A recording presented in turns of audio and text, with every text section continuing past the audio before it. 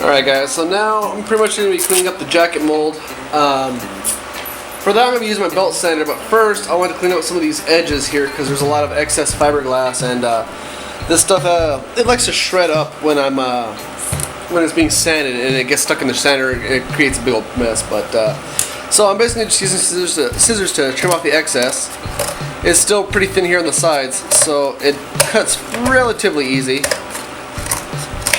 I don't want a lot of this extra fabric-y stuff left over because that's what gets caught up and sucked into the sander.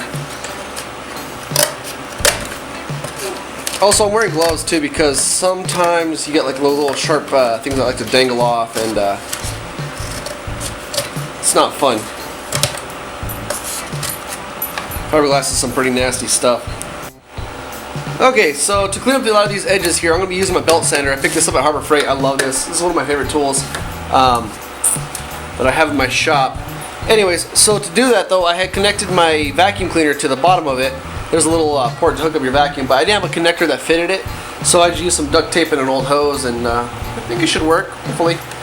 As long as it helps suck up some of the dust. I don't want to put a lot of that dust back in the air because that's what's really dangerous for you. Also, wear a respirator. Anytime you're doing any kind of sanding with fiberglass, you're going to want to make sure you use a respirator.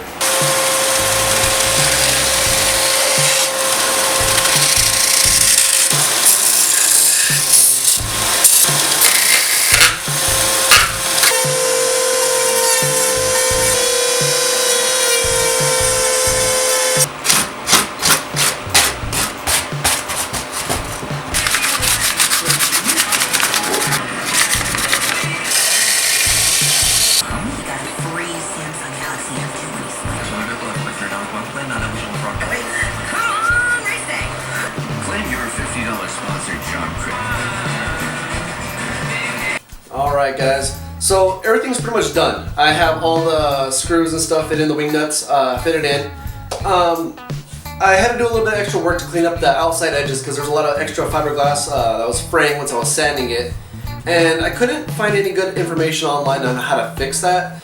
So what I pretty much did was I just poured up another batch of resin, and then I coated the outside where it was fraying again.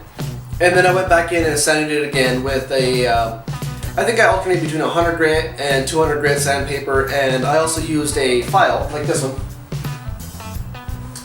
This is just a basic metal file. I picked this up at Harbor Freight, like $3.